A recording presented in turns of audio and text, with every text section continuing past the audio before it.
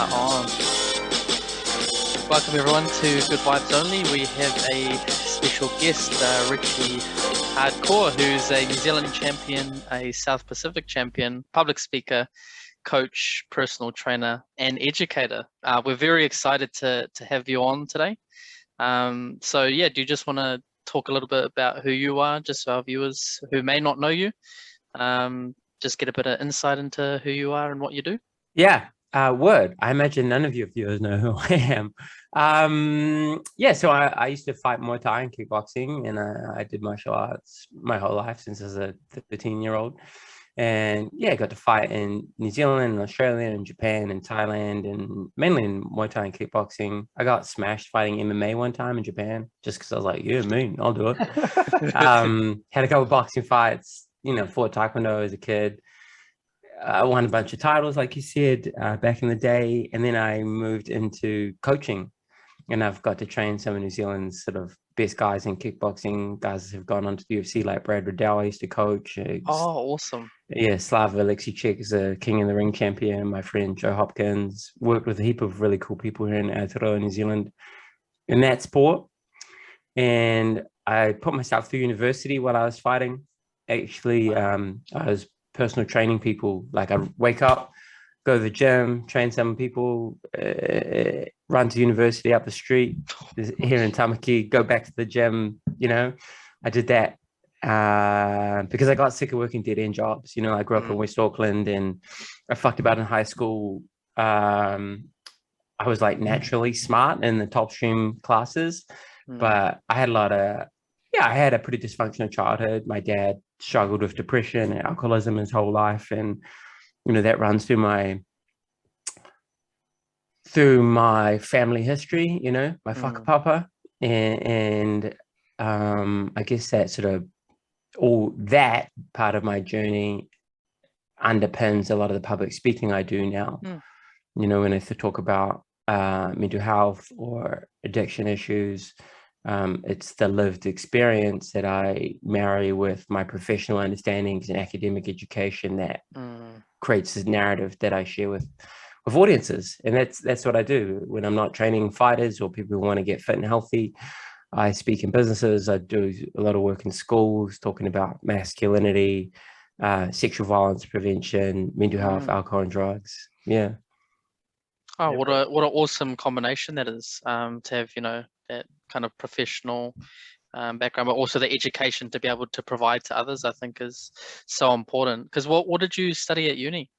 At uni, I did political science and Spanish, like a double major. When I say Spanish, yeah, we did the language, like I can speak all right Spanish, but a lot of it was looking at historical, sociological, and political events within the Spanish-speaking world. So I focused on Latin America. I ended up writing a dissertation on the development of gang culture in El Salvador in Central America. And it gave me a set of tools to look at like drivers of human behavior, essentially coming from the environments that we find ourselves in. And you can transpose that skill set pretty much anywhere, right? So instead of blaming an individual for their actions, you have to look at like, what are all the other contextual factors that contributed to those actions?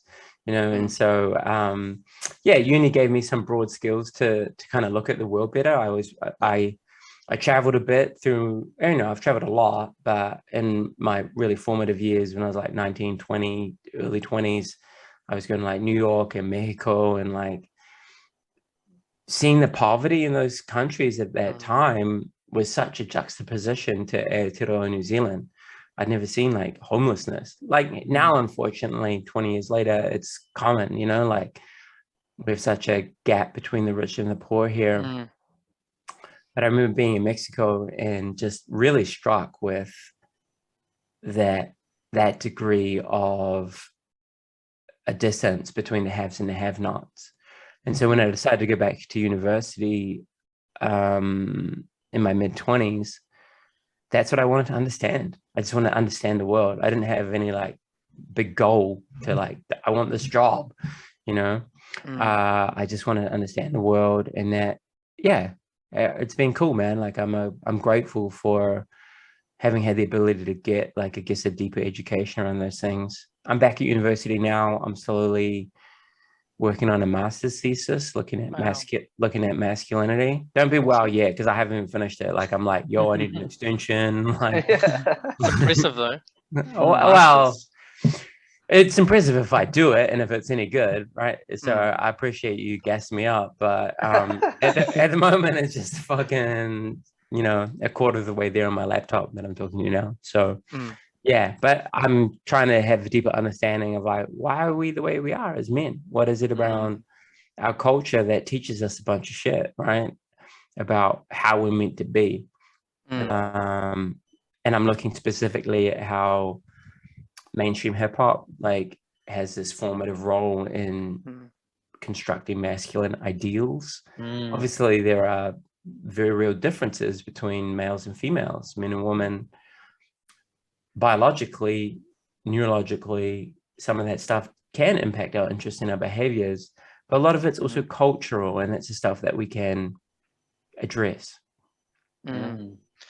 So what would you say, like, what's your interpretation of masculinity so far?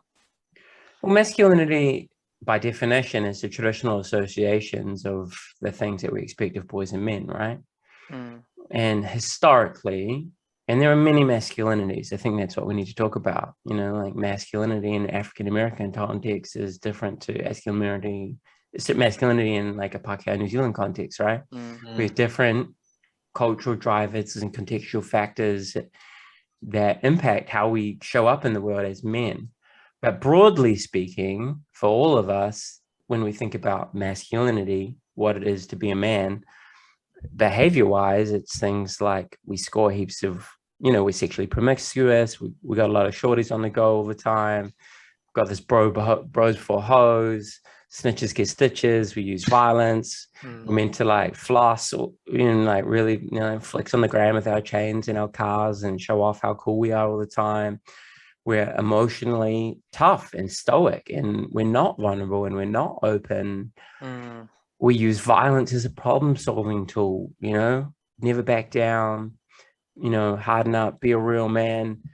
While that's changing, and it's dope that guys like yourself are leading that change, when we think about a lot of mainstream culture, it still puts that out, right? You know, you sit and watch YouTube music videos for half an hour, and it's a lot of that stuff. All right, you go listen to the lyrics on your top 50 Spotify hip hop charts. It's a lot of that stuff. You know, bitches, hoes, whips. You know, using drugs and alcohol as a socialization tool, but really just a coping mechanism. Well, that shit's real normal. It's shifting. But it's shifting in, I would argue, often economically privileged circles. So if you go to Nature Baby in Grey Lynn, it's a gender neutral store. If you go to fucking, I don't know, the warehouse, there's still like a boys and a girls toy section. I guess I haven't been to the warehouse for a while, but like, you know what I'm saying though? It's like blue guns and trucks and shit over here, pink Barbies and makeups and shit over here. And again, like, there are differences in what we're interested in, but a lot of that stuff is sociological and socially enforced. So that's what we're talking about, because the research will tell you that the more boys and men try and fit into what we call like a man box, or the technical term is like the conformity to masculine norms inventory, like the more we try and fit into that real man idea, the more psychological distress we experience. Because guys aren't tough all the time. We don't want to fight all the time. You know, like, we don't want to work, you know, all the time to buy expensive shit that we don't really need, but we kind of do it because we're expected of it, and we're teased or looked at differently when we don't fit into that. You know, when I was at high school, I went to like pretty tough working class school, and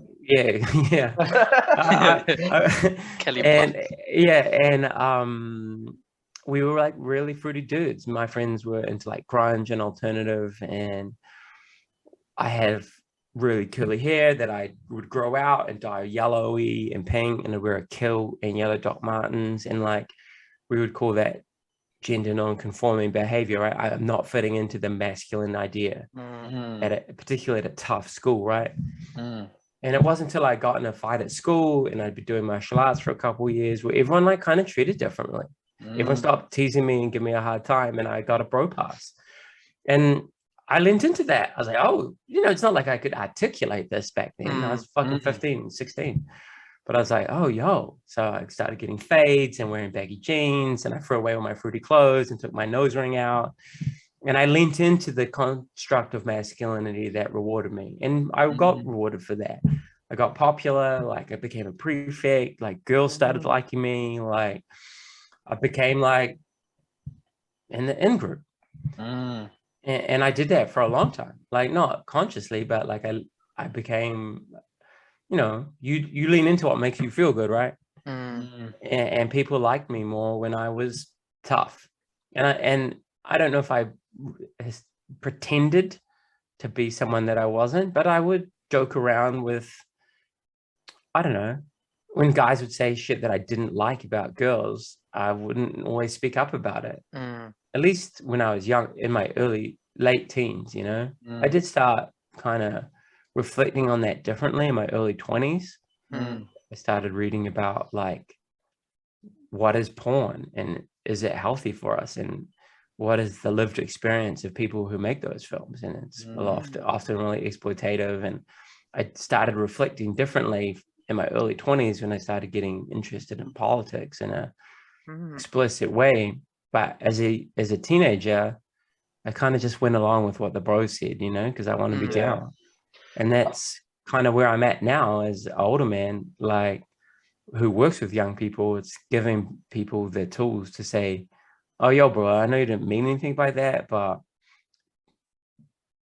it's not cool, man, Almost giving them a voice, eh? It's giving them permission to have a voice. 6 guys stand around, one guy makes some joke about rape, and no one calls that out as problematic, and everyone just laughs along at it because they don't want to be seen as soft. You're kind of normalizing rape, but rape's not funny, and it's like an epidemic, right? Whereas if one dude is like, bro, I know you're just joking, but it's not really funny to joke about rape in this circumstance. And everyone else would be like, yeah, bro, that's not what's up. You're shifting the norms here, you know what I mean? Don't get me wrong, I'm not trying to say that we can't ever joke about serious topics, but how we do it and when we do it and why we do it is critical, For sure. That locker room talk, it can lead to like manifesting in shitty behaviors. For sure. On that note, bro, like I'm quite interested because obviously for anyone who knows Charleston Boys, they know the rep that it comes with, or the, like rep is probably the best way to describe it. There's like a lot of masculine traits coming out of that school, like just from an outsider's perspective. So how was it for you growing up in that environment, finding yourself, like could you give us a bit of a background on how that was for you? Yeah, so I'm a bit older than you guys, so I imagine it's evolved somewhat. And actually, I went back and spoke at Charleston maybe 4 years ago, and it was really cool to be back there. Don't get me wrong, like Charleston Boys was a good school for me in many ways, and I'm grateful to have met some brilliant teachers there. But it was a fucking macho school. I can't deny that. There was a lot of fighting, and when I say fighting, I'm not just like this. I'm like dudes with like busted up faces. Like I saw people bleeding from cuts in their fucking head because they hadn't got in a fight. I remember boys going to their car and coming back with a tire iron to beat someone else up, right? Like the shopkeeper across the street got murdered by an ex-student. Like it was a violent neighborhood at times. And that's masculinity aside, that's more socioeconomic, right? But still, violence was the problem-solving tool that we're all acculturated to. It's not a Charleston Boys problem, that's a social problem. And just, I think when you push like a lot of like young dudes full of testosterone into an environment in a society which says, yo, never back down, don't be a pussy, be a real fucking man, like harden up, harden up, harden up. And then someone steps to you, well, what are you going to do? You're going to be violent, right? And then everyone treats you like the man because you're violent. And if we continue to normalize that, that's how people end up in jail. Because if that's what you do at high school and then you're out drinking with your boys and you smash someone and they bang their head and they die, and sadly that's too common, you know, like I know people who have done that and been incarcerated as a result, and that's a preventable tragedy. If we gave boys as much props for backing down, you know, like if you gave people as much praise for like, nah, bro, we're all good. Like, you do you, homie. I don't care you stepped on my shoes. I don't care you looked at me funny. I don't care that you were talking shit about me. Like, that would go a long way, I think, over years, over generational time, over generations to like shift things. Don't get me wrong. Again, like some of us are wired differently neurologically depending on our backgrounds, right? So someone who grows up with a lot of trauma or a lot of like violence in their home or addiction in their home or economic stress in their home, someone whose mother might have drank alcohol a lot during pregnancy, their brain operates differently. The part of the brain that makes rational decisions is called the frontal cortex, right? And if you grew up in a really traumatic environment, your rational cortex doesn't come online the same way that other people's does. That's just fucking science. And I'm not an expert on this, but I'm also familiar with the fact that people who grow up in those environments are more predisposed to act from the fight or flight part of the brain, right? So when you're confronted with a situation in a culture which is encouraging you to be violent and you're biologically programmed to be defensive, that's what leads to a lot of the, you know, social outcomes that our men have, because our prisons are made up of men. Like 93% of people in prison are male, right? So there's this multi-factored causative into why men commit violence. It's like biological impetus, and then there's a sociological impetus, as, you know, poverty, trauma, shit like that. And then these cultural expectations in manhood. And I don't have an easy answer for it. It's just 1,000,001 conversations like this saying, hey, homie, you're good if you want to go home and cry, rather than just smash the piss and go out and fuck people up. Another interesting question, I guess, because we're talking about all these, I guess, contributors to, I guess, mental health issues, if it all builds up kind of thing. So what would you say is kind of the biggest contributor to our mental health statistics in New Zealand, or in particular the high suicide rates for men? Yeah, that's twofold. I think one of the biggest drivers of our mental health problems are that we live in a society which isn't good for our mental health. We live in a society where the cost of living is increasing. Our wages are flat and stagnant. Housing is unaffordable for most of us. Even I'm middle class. I can't buy a house anytime soon. And I'm self-employed, but like I earn a lot more money now than when I used to work in a warehouse. Do you know what I mean?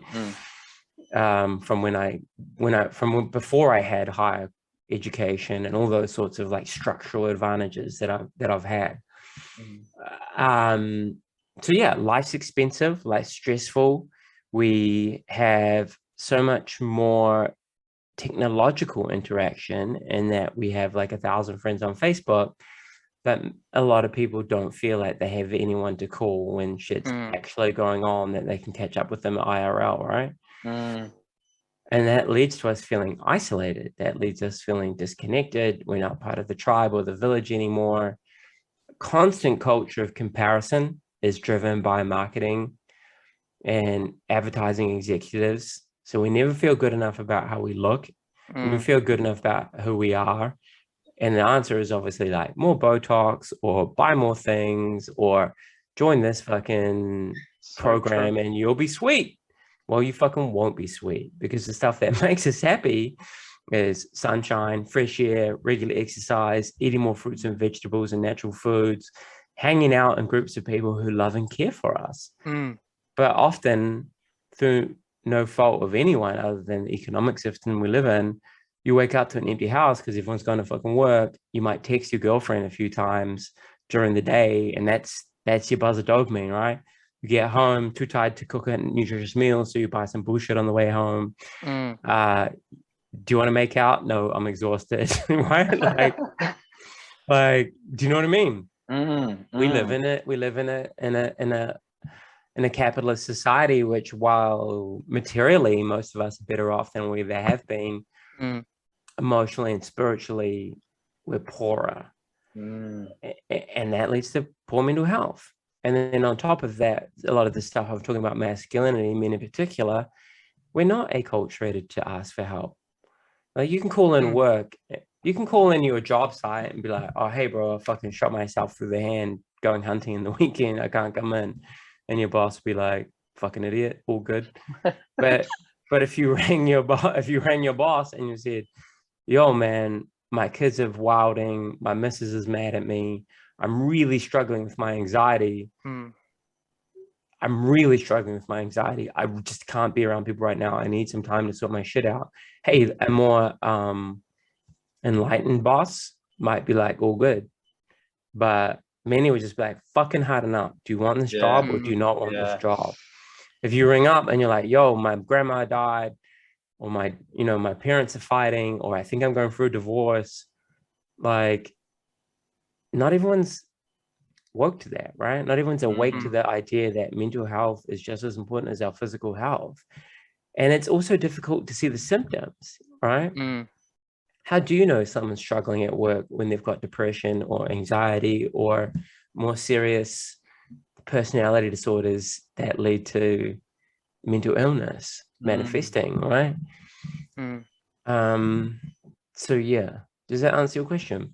Yeah, 100%. I think one thing that kind of came to mind when you were saying all that, especially with identifying people with, just those mental health issues or whatever in a work sense, like, sometimes you'll find that the happiest people like hold the deepest scars. Like, they're so good and rehearsed at putting on this mask so they can, fit in.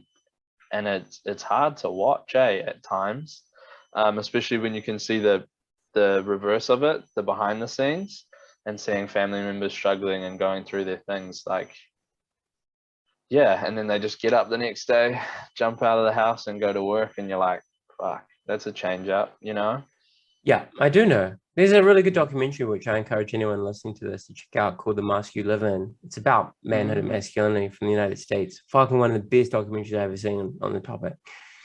But I remember, like, a bro in it, he's like, our boys wake up every day and they put their armor on or they put their mask on before they go out into the world. And a lot of us do that to some degree or another. And a lot of us are sad clowns. We often think like depressives are just stuck at home on the couch suffering, and some are.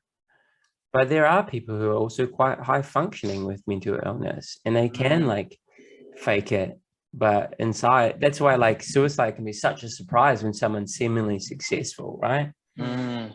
And we see that in Hollywood all the time, but we see it in Aotearoa New Zealand all the time as well. People who are like on TV or whatever, because fame and money and like 1 million followers on Instagram don't protect you from mental illness. And yet we kind of sold that. Kids wake up now like, fuck, I want to be an influencer. Like, how do I do that? Scroll, scroll, scroll. And it's like, yo, the more you're on this thing, the worse off you are. Like, that's just science. We've had an exponential rise since the smartphone arrived in anxiety and depression and self-harming behaviors. Online bullying is now a feature of young people's lives. It's gross. And it's all part of, like, when you ask me what is the single, I can't give you one single thing, but I'd say that more broadly speaking, our general society is not set up for mental well-being. In fact, it's counter to it. Crazy. So I mean, we talked about this in our earlier chat, just around, when you go for runs, and even me and Christian just seeing people going for walks on their phones, or going to dates and like couples are on their phones while they're eating. It just baffles me sometimes to see people in social situations just connected to their phones, and just how disconnected they are from actual people. It's pretty crazy when you think about it, eh? Bro, it's super sad. Have you been to the park and Yes. and seen like fucking heaps of little kids like, hey mom, hey mom, hey mom, And they're look at me on the texting on their swing. phone. Yeah, it's so sad. And It's I've like, seen like some mums like pushing their prams as well on the phone. I'm like, oh gosh. I know, and this is the thing, like huge companies are designing these tools to make us be that way.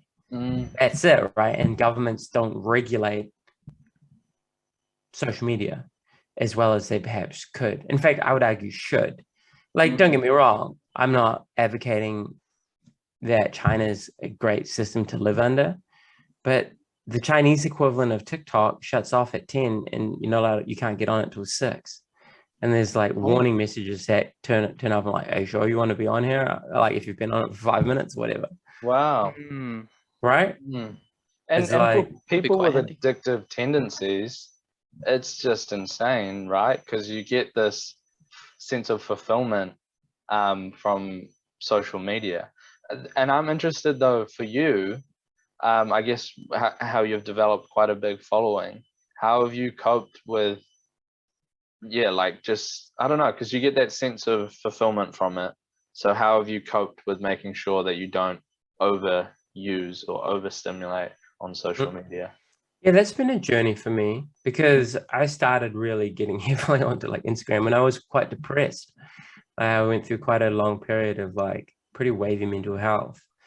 And I would just like wake up at 2 a.m. insomniac, thinking about all my life's fucking problems and all the mistakes I made and like that stupid thing I said in like 2001 and like ruminate, right, about everything. But then I'd pick up my phone and it would take me away from my inner suffering, and I'd post something deep at like 2:37 a.m., right?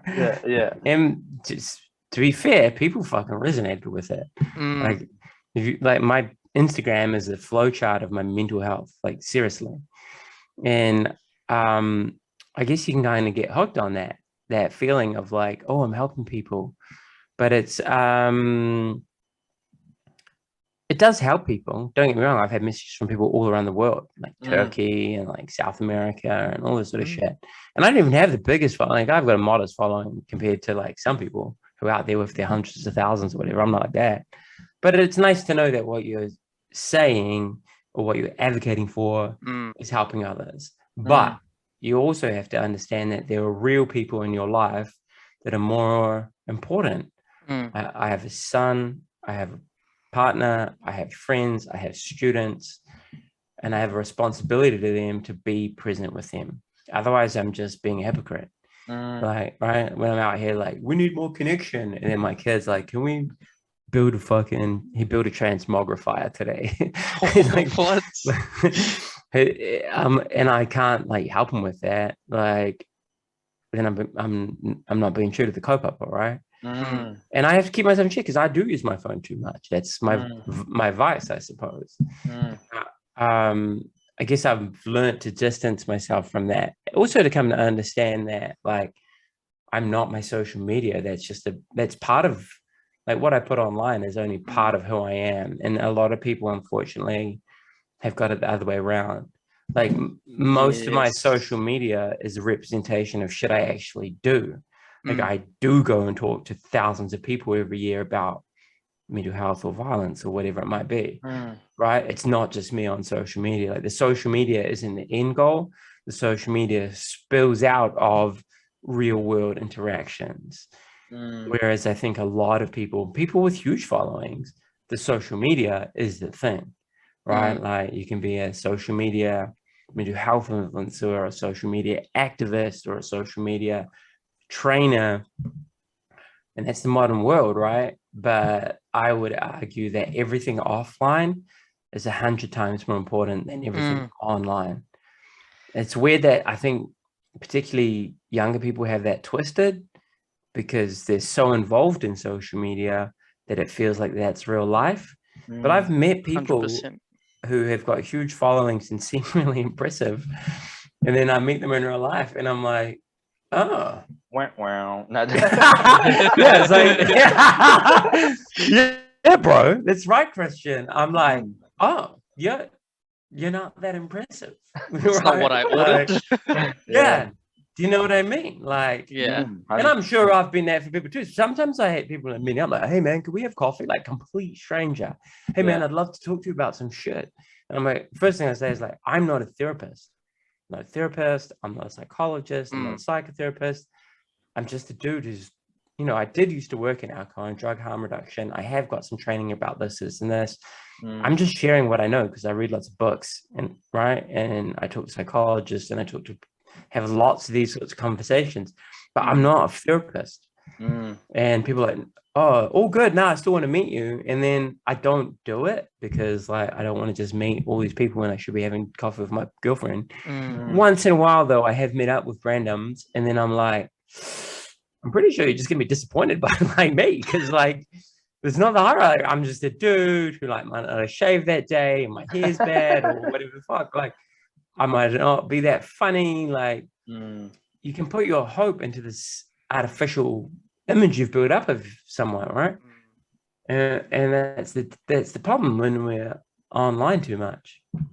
Yeah, I like what you said just about, with your own social media. It's kind of just snippets of your life as opposed to your whole life. Well, I think younger people, especially when they see someone's Instagram or social media account, and for their own account as well, they might put their whole life into it or their whole expectation, and they think like Instagram is what it actually is, like that's your life and how you live.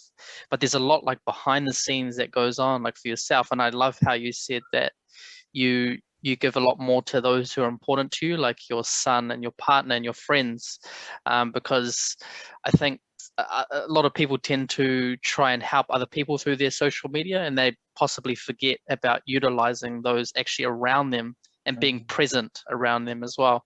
Presence, I think, is a huge value to hold on to, and just be present, because that's just how you notice things a lot more. Like it's just things like going on a run or going for a walk and just noticing like the trees and literally stopping and smelling the roses as opposed to being glued to your phone, Yeah, right on, Ethan. 100%, bro. And yet we're surrounded by all this shit that's trying to make us not present. Whether that's our phones and social media or like the liquor shop on the corner, right? Or the advertising campaign. Like how many huge billboards are there now that are like digitized, flicking over, flicking over, flicking over? Like in Sao Paulo, Brazil, they banned outdoor advertising. Like there are no fucking billboards unless that's changed since I last read that. And like that's a good thing. Like I understand that we need business and we need to earn a living, and people's jobs and livelihoods depend on the sale and supply of products and services, but at the same time a lot of this shit is like overdone, right? We should ban alcohol advertising. We don't need vape shops. Like vaping is fucking stupid, and like so bad. It's real sad that there's this emerging science, which is like more and more you're going to see. I guarantee you're going to see more health problems coming from that. Not as bad as cigarettes, but vaping started as like a smoking cessation tool, right? It's like what you were prescribed to help you get off smoking. But now it's become this whole new industry with sexy marketing, advertising, and smooth shops, and like pop up all over the place. It's crazy. It's just making money off people's anxieties and shit. Right? Honestly, vaping, I think, because I've smoked and I've vaped, and I would say without a doubt vaping is way worse for your physical health. Really? I don't know about the long-term effects, but I think physically how it clogged up my lungs, how it made me feel physically, it was worse for me.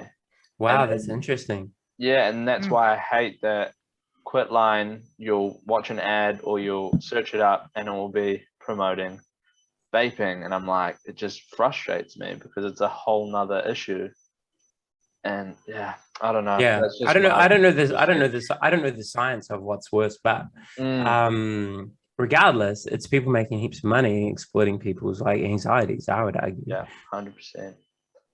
Yeah, because at its simplest sense, I think it's a display of like mindfulness or stress relief because you're like inhaling the deep breaths. Yeah.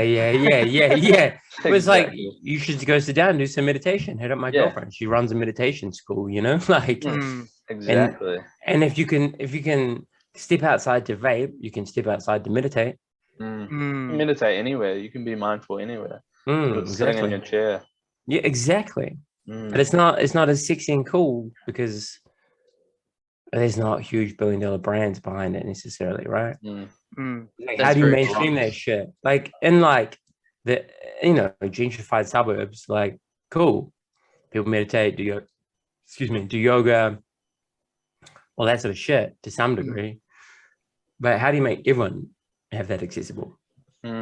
Yeah, that's a good point. And it's I think reflecting on it as well, it's more of a holistic approach to like an addiction, which I quite like, in trying to find alternatives rather than replacing something that's unhealthy with something else that is unhealthy. Yeah, totally. Don't get me wrong, like harm reduction is a thing, right? Like if someone's smoking meth every day and then they start smoking weed every day, fucking great job. Like that rules. Like it's way better.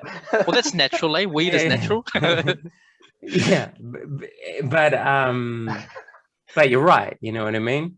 Yeah, it's like, how do you go from smoking meth to smoking weed to like vaping to like meditating? I think that's like the journey, right? Yeah, but it's a process, right? It's a process. Yeah, it's not going to happen overnight. It's not, and that's it. And you will slip up along that journey, but every slip up is a chance to spiral upwards, learn something else about your triggers and what sets you off, yada yada. Yeah, I think one thing I was thinking about while we're talking about the mindfulness stuff. One day, I was doing this course in town, and me and my mate, basically we were just walking through town, and we were like, "Fuck, bro! Like, I miss meditating this morning. I really like feel like I need to. I feel anxious going into this." And we just sat down, bro, on the side, like not the side of the road, like on a little bench, and just started fucking meditating, bro. And the looks that we got were so funny. But like, I think it's a really crazy thing to think about, this inner critic that we have, and this constant like, don't do it, it'll make you look weird, all this kind of stuff, when you're gonna get a good feeling from it. So fucking do it, bro. Yeah, that's it, man. It's like I don't drink, and I never really drank much anyway before I quit. You still get peer pressured for not drinking, even like even now I'm older. But when I was in high school or when I was in my 20s, and I was like, no thanks, I don't drink. People were like, harden up, fucking don't be a homo, like all this homophobic shit. It's like, and back then I was like, you're doing champion kickboxer. I was like, bro, I'll waste you. Like, just because I don't drink doesn't mean that I'm like not a man. Yeah. But like, so many people do think, the point I'm trying to make is that so many people do things like drink that they don't really want to do because they think that they'll look stupid if they don't do it. And it's like, actually, how do we create a culture that doesn't have that peer pressure in the first place? You know, like, imagine if there were spaces you could go to at nighttime that were fun and kind of like quote unquote cool, where you didn't have to be fucking hammered, right? Or have a few drinks. Like, don't get me wrong, like a few drinks isn't the end of the world. Like, I don't care if people want to drink once or twice a week. If you drink, like, nah, like be a little bit flirty with your bad self, like whatever, right? Yeah. But that's not how a lot of people live. A lot of people go home every day and crack open a Pals or a bottle of wine, and that's no good. If you're drinking all the time, you need to have a hard look at yourself and what's behind that. What's behind that behavior. And you need to learn to like find an alternative, like you said, Ethan. Yeah, no, because I also don't drink, still don't, and it's back in high school, and I did get the same sort of Sorry, you get like a sense of pressure from other people because you're doing things a bit differently. But I'm also glad, that there are people like Christian, like who are not forceful, like, because, whenever we're out, he's like, oh, come on, bro, have a drink. And I'm like, nah, I'm all good. And he's like, he respects that. And I think it's about support, like being surrounded by people as well that support your decisions. I think is really important, rather than having people who egg you on or enable you to do things that you don't want to do. Yeah, right on. How come you don't drink? What's behind that?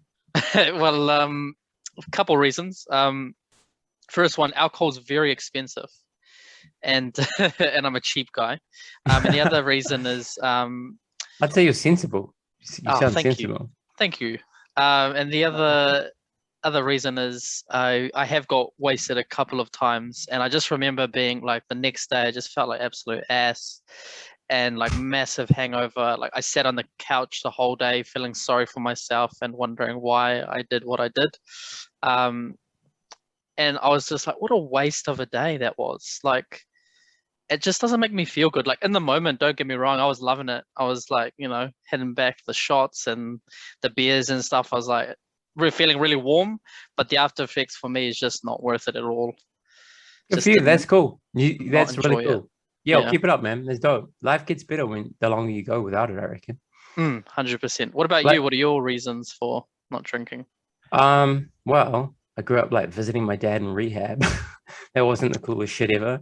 Fair and point. like the cops would come to my house, and like I had like punch-ons with my old man. Like, so fucking, I always thought alcohol was pretty whack. And then I did experiment with drinking and stuff, and I had some fucking great times drinking. This is a long time ago. I quit drinking when I was 27. I'm 41 now. And like, so I haven't drank for 14 years. And then before I quit, I drank kind of sensibly, and it was just like everyone around me wasn't living their best lives, like with alcohol involved. And because I only drank like 5 or 6 times a year anyway, and the people I was around a lot in my 20s drank like every weekend, like fully got on it. Like my partner back then and the crew I hung out with, I kind of just started like, I don't know. It's kind of sad when I look back, because I kind of grew apart from people, because all right, you guys go out and get wasted some more, and I'm just gonna fucking stay at home because I got gym in the morning, or I got to write this essay. And it was like a bit of a wedge, but it was also a wedge because I didn't know how to communicate that well. And like, I was quite self-righteous in my sobriety in my 20s.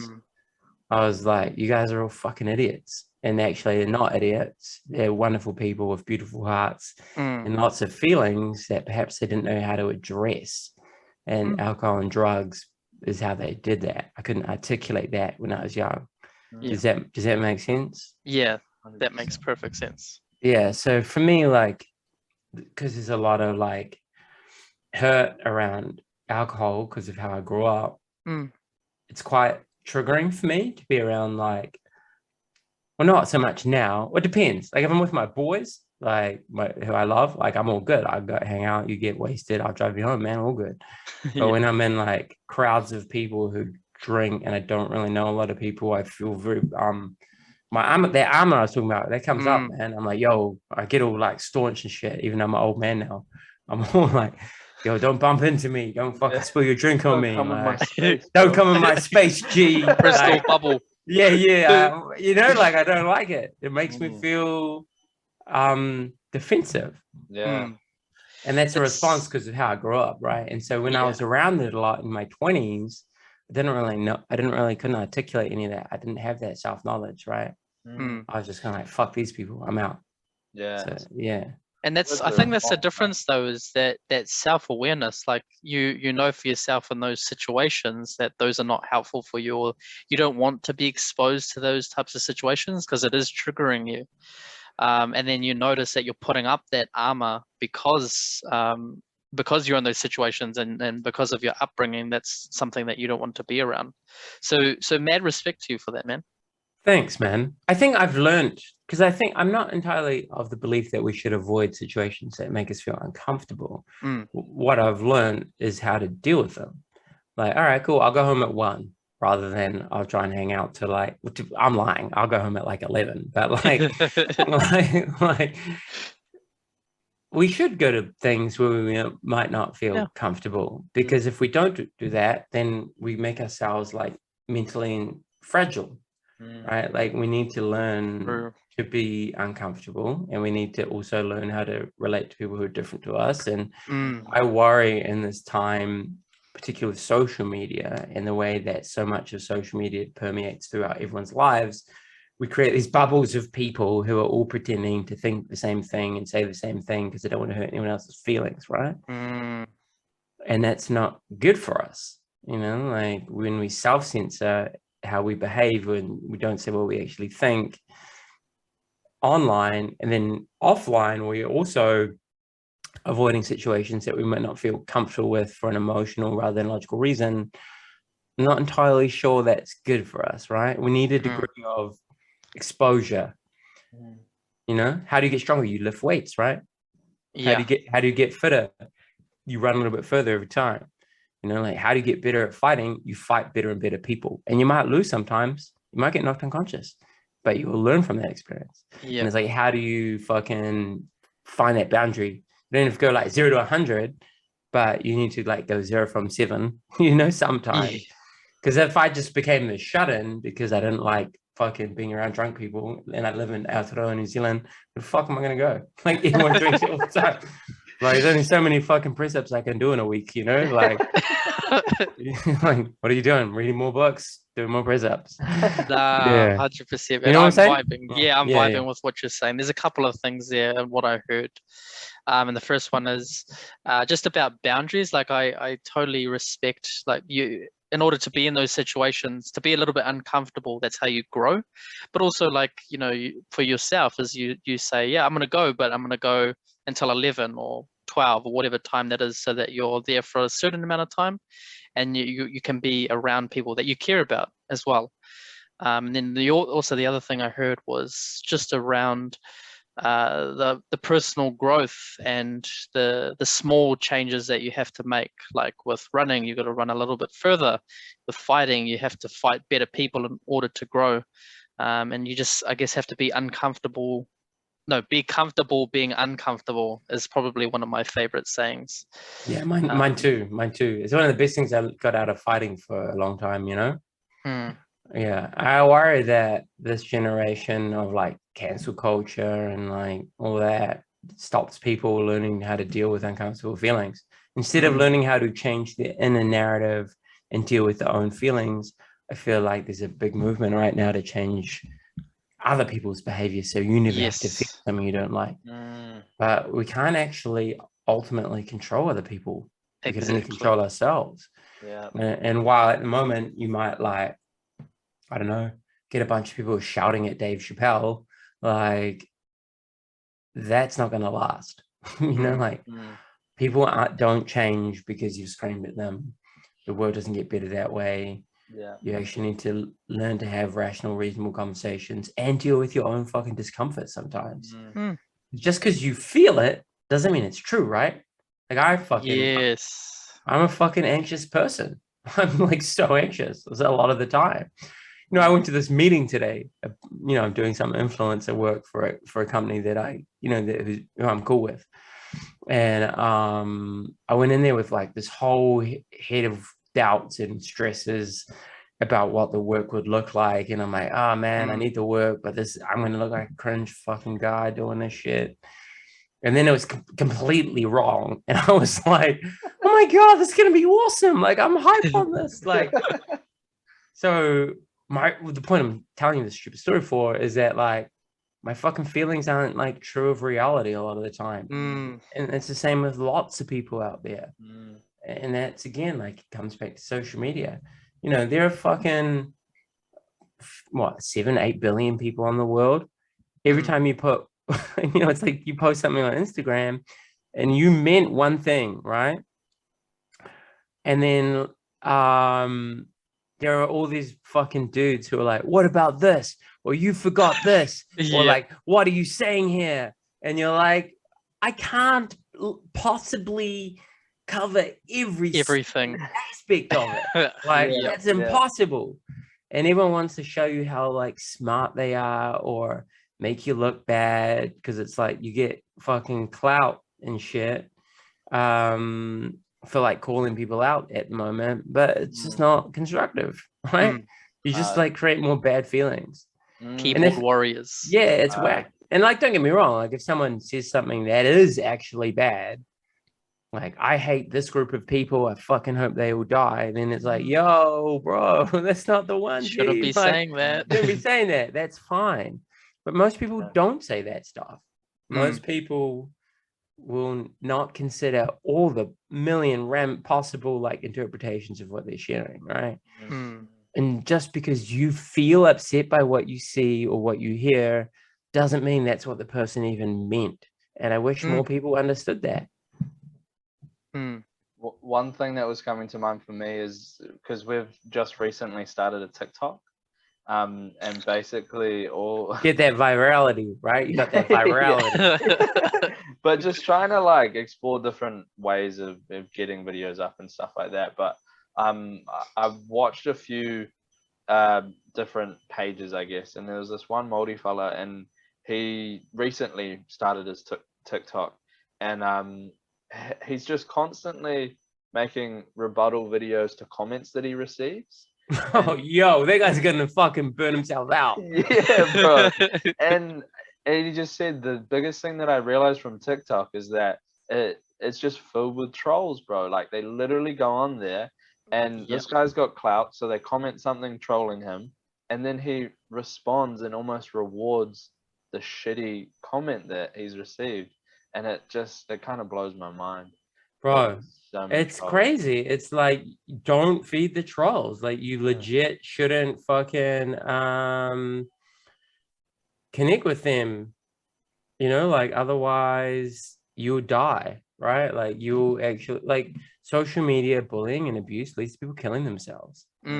Like it's a fact. Like, you know, I speak in schools and I've talked to experts, and it's like a whole thing. And our young people like feel like shit because of that, and it's sad. And you know, like, you know, I've got a son, and I don't want him to have a smartphone until he's well old. And it's hard because it makes you the odd one out in the peer group. But I really wish parents did a better job of protecting kids from themselves. It's like that's what being a parent is. Sorry, just waving at my partner. She's going out. All good. Yeah. Anyway. Yeah, that's my thoughts on that, G. It's a great point though, because you know, with the direction that the world's moving at the moment, is a lot of younger people have smartphones, and I think it's just about parents having awareness of, you know, what is going on in their kids' life in terms of their social media. Because they don't. That's it. Like so many parents are so busy making that money or living their own lives or dealing with their own issues that their kids are like, all right, I'm just gonna be on this my phone all day, like sending dick pics and like fucking looking at porno and like getting that alcohol delivered to the house because no one's gonna check my age. It's fucked. Yep, 100%. And what I found sad is I've talked to a couple of young people as well who, you know, have done some things that, you know, not their proudest moment. And then when they get their parents involved, they're almost told off because they did something that they weren't supposed to do. And I'm like, but how are they meant to know? They're just, you know, exploring different avenues, trying to fit in. And then you're getting punished for doing stuff that you're not meant to be doing, but they don't actually know, which actually I find really sad. Dude, it's like, it'd be like me training a fighter and not teaching them how to block leg kicks, and then they lose because someone kicked them in the leg a bunch, and then I'm like, you fucking idiot, like why didn't you do that? Like, well, you never taught me, coach. No, it's your fault. And that's what we do with young people, man. It's real sad. 100%. Like we've you know, my work is around like sexual violence prevention some of the time, right? We talk about like consent and all this. We've got this world where anyone with an internet connection can watch like hardcore porn for free, where men are calling women sluts and bitches and like fucking their stepsisters, and you know, all this shit, choking them out. And then there's no education that's universal, that's good about what affirmative consent is. A culture which is like, always telling them that women are bitches and hoes, and that's what we dance to in the club. And then we're like, oh, I wonder why we've got a sexual violence problem. Right? It's like we're setting people up for failure. We're creating men who are aggressive and violent and sexually dominant. And we're also teaching young girls, like, that's what you expect. That's how boys are. And it's wrong. And yet no one has uniformly got the guts to, I guess, address some of that stuff. You could make porn age verified. Legally speaking, you have to be 18 or 19 years old or 20 years old, maybe not 20, 18 years old to look at porn, right? You need, and then sweet, you want to watch that stuff, all good, man. Like, jerk off to your heart's content. No, there's nothing wrong with like jerking off or masturbating. But when you're a child and you sexualize yourself through videos of asymmetrical gendered power dynamics that involve people getting hurt or degraded, that's what you start finding sexy, right? That's what turns you on. And I've talked in schools where boys have got erectile dysfunction because their real life sexual experiences with someone who's their own age and sexually inexperienced doesn't turn them on the way like a 5-on-1 gangbang that they watched on Pornhub does, right? Like, we are fucking up kids and then blaming kids for being fucked up. Yeah, it's so wrong, man. It's so wrong. Like, it's really sad. We see like these protests of like, you know, rape culture in Wellington, or like Christchurch girls marching to Christchurch boys around harassment very recently. And we need to hold those boys accountable for the behavior that they're perpetrating. But if we genuinely want to stop that behavior, we need to work with the boys and do a better job of teaching them what's respectful and what isn't. And giving them critical filters. Like, yo, just because Cardi B says this doesn't mean that all the girls that you meet in real life actually want you to be like that. Do you know what I mean? Yeah. It's a hard one. Like trying to solve a situation with your back to the real problem, you know? Yeah, like, bro. you're over here just like building something up when this is like a huge issue burning behind you. yeah, exactly. But I think the exposure that we experience as well, like, I mean, in my experience, I fucking watched, so get this, right? We had blockages on all our computers, so I couldn't physically watch porn on our computers, on our internet, but I still found it like on TV late night, and I was 11, bro. And that was my exposure as an 11-year-old. So you think about the kids now, what they're again, I'm older than you, and I was 10 when I first saw pornography. And our friend's big brother was like, "Want to watch a porno?" And I'm like, I had no idea. And then like you watch a porno which is designed to be sexually arousing, and your little body's like freaking the fuck out. You're like, what is all these feelings? Like, what is this shit? And then like your body pursues dopamine, and you go to a school that doesn't have a good sex education program. People are like, "Who's a porno mag?" And then the internet comes along, and it's just like, that's a pathway into like consuming pornography. And no one tells you that, not that it's wrong from a moral sense, but that it doesn't even teach you what good sex is. And then it doesn't teach you how to like pleasure a woman or pleasure yourself or be respectful, and teaches you like this waist down an emotional way of sexually connecting with people.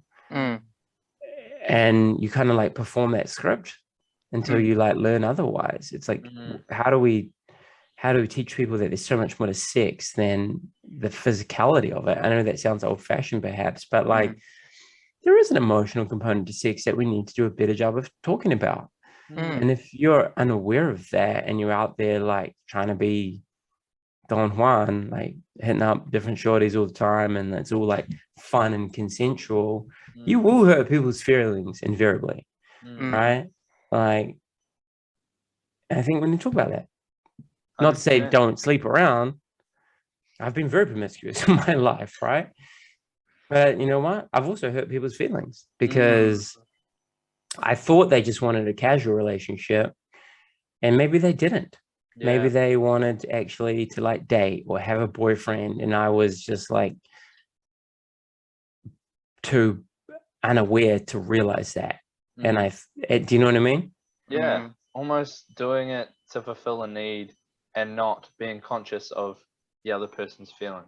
That's it, bro. That's it. Yeah. And even this, even when I thought I was onto it when I was younger, even thought I was onto it, and then before the sex had happened, like we'd be hanging out or whatever, and I'd be like, I don't have time for a girlfriend, or I don't have space for a girlfriend, or I'm not after anything serious. And I thought I was doing the right thing. Like I genuinely was trying to be like a decent dude, right? Yeah. You know, you might be listening to this. Like telling my story. Am I telling the story? Yeah. And then you start hanging out with someone who is cool and you do like, and you do think they're clever and pretty or whatever, but you don't have time or emotional capacity for whatever reason to be in a committed relationship. And you hook up every couple of weeks, and then you get that text like up to, and you're like, oh, just chilling, you up? And they're like, yup. And you're like, mean, you know, shall we Netflix and chill? And then it's like, am I right or what? Am I talking shit or not? No, that's 100%. Like that's the whole thing. And then invariably, one of you or the other of you may want more. Yeah. One person is like, I really like this person. You have sex with someone enough, there is going to be some form of like attachment that develops, because that's what sex does. My number is 3. I tell everyone 3, and one of you will fall in love 3 times. What is this? I don't know, but tell me your theory. That's hilarious. Yeah. Well, no, it's just, I guess I've always thought that you do it enough times, or you meet up enough times and do that, and someone develops feelings. Like I just, it's experienced, and it's like, you know, I've just done it enough that I know that 3 times a charm. Something I know it's and like, don't get me wrong, again, I'm not trying to like put people off having casual relationships, but you need to be fully informed with those casual relationships. And I wasn't, and I'm fortunate that for most of the people that I dated, I'm actually still cool friends with them, and like that, like hang out with me and my girlfriend now, who I'm been in a long-term relationship with, and it's cool, you know, like. But also I've gone back to people and been like, oh hey, like I was actually in a weird space in my life at that time, and I really want to say I'm sorry if I hurt your feelings, because I know you wanted more. I've actually tried my best, not with everyone, but to reach out to people who I know follow me online still or whatever. Or we follow each other online and be like, hey, just going back to like 2011, like or whatever the fuck, you know. Sorry if I hurt your feelings. Sorry if I was ignorant about myself then. And everyone's been pretty cool with it, to be honest. It's been like a good thing to do. It's when it's real and it comes from a genuine place. I think I've recently started that journey, I guess. And not to what's up, Ethan? What's your boy doing? Tell me about this. I know this is the first I've heard of it, so interesting. Yeah. Well, no, I just feel like I've come to a place in my life where I feel better about myself. I've closed a lot of, you know, open doors from my past, and I've, you know, overcome a lot of things that were holding me back or making me emotionally unavailable to people. So now I've kind of been doing a bit more of like genuine, open, honest apologies to people that I may have wronged in the past, or that, you know, bad shit happened because I just ghosted them, or, you know, like those kind of things. But yeah. No, big ups. Like I really respect that you, a young man, saying that on this like public forum, right? Like that's cool, because any other dude out there listening to this might be like, fuck, maybe I should call fucking Simone, who I ghosted in 2019, because that was whack. You know, like she deserves an apology. Yo, what up, Simone? I've never been hooked up with a girl called Simone, but you know what I'm saying though? Like, yeah, I've been ghosted too, you know, like it does hurt when you're on the other end of that, you know, especially after 3 times. No. Yeah, exactly. No, but that's it. Yeah. I had this girlfriend that I was really like fallen in love with her, and she's moved overseas, yo, I was so hung up on her for ages. And then she like once in a while, she'd message me like, oh, hey, like I'm over here and I'm thinking of you. And like, I'd be like, oh shit. All the hope would come back in my fucking sad old heart. I'd be like, oh, yo, homegirl might want to come back and like be with me again. Like, and then crickets, you know, like, and you're like, why are you doing this? It's like, do you know what I mean? Yeah. Hurtful, bro. But I genuinely think a lot of it was not intentional. And I've been the same guy. Do you know what I mean? Like, you know, yeah. I had a long time ago, I had an affair, right? And led to like my relationship breaking up. And then some years later, I was in a relationship and the girl I was with cheated on me. It was gnarly. Like it really hurt. Like it fucked me up. But I went back to that first woman that I had an affair with. And I was like, hey, I know I said sorry about, you know, what I did. But now I really get it. Like I really understand how that must have felt. Because I've been in your situation. And I'm just so sorry. And like, I think that's all we can do. And, you know, like humans are imperfect. We are going to make mistakes. We're going to hurt other people. We're going to hurt ourselves. When we can learn and take ownership for our behavior and offer a heartfelt apology, and someone has the grace to maybe accept or at least let you say it. Acknowledge. What else can we do? None of us are going to live flawless lives, right? It's just about learning from our mistakes. And that's why I like conversations like with you boys, is because it's like, it's honest. Here we are talking about some dumb shit we did. And other people listening to this who might be younger than us, and they might make better choices than we did.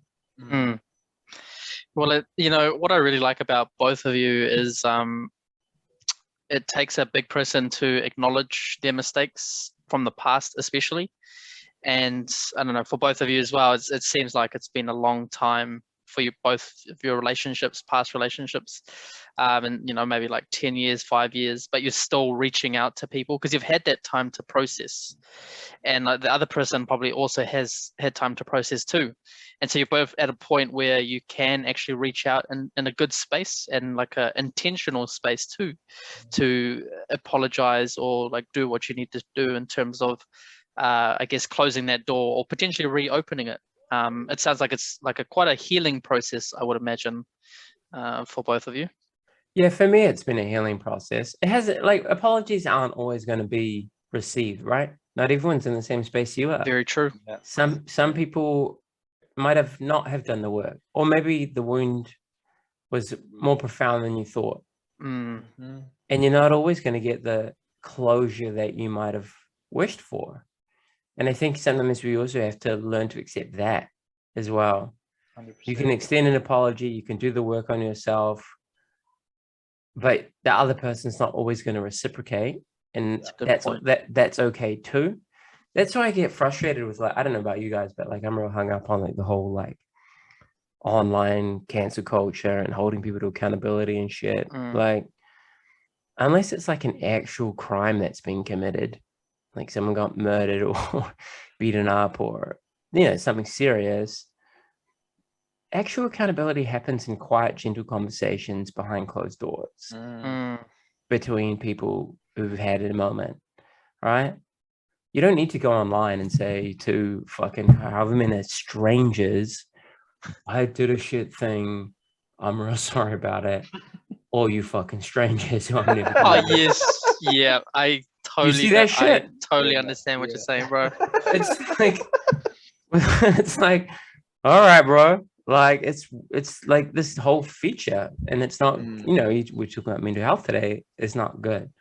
Anyway, it's those quiet conversations. They're not always going to reciprocate, but if you know in your heart that you said sorry to that person for your lack of awareness and what that led to, that's all you can do. 100%. And I think the reality that you touched on there is really important to realize. You can extend an apology. Doesn't mean it's going to be accepted. And that's happened to me many times. You extend the apology, try to do it authentically, but they're just like, fuck off. You're a dick. You're a dick. You broke my heart. I had everything and then you took it from me. Yeah. You're like, yeah, it feels bad, but you also have to learn to live with your mistakes. 100%. You know, like that's what maturing is, you know? Hard out. I'm just mindful of time because I know you two both got to jump off. Yeah, word. But, Thank you. This has been really yeah. cool. I've enjoyed talking with you. Thanks for inviting Yeah. me on your podcast. Thanks, man. Do you want to do any final thoughts? Just a little wrap up and then, no? Well, if you've made it this far in the podcast, thank you for listening. I appreciate your interest. I appreciate you guys. Ethan, Chris, thanks for talking to me. If you're interested in finding me, you can check out my website, richiehardcore.com. You can send me an email, hello@richiehardcore.com, on my Instagram and Facebook as well. Other than that, yo, be kind. Be kindness be at the forefront of all your thoughts, beliefs, and actions. And see you around. Thank you very much. All right. Stop recording now.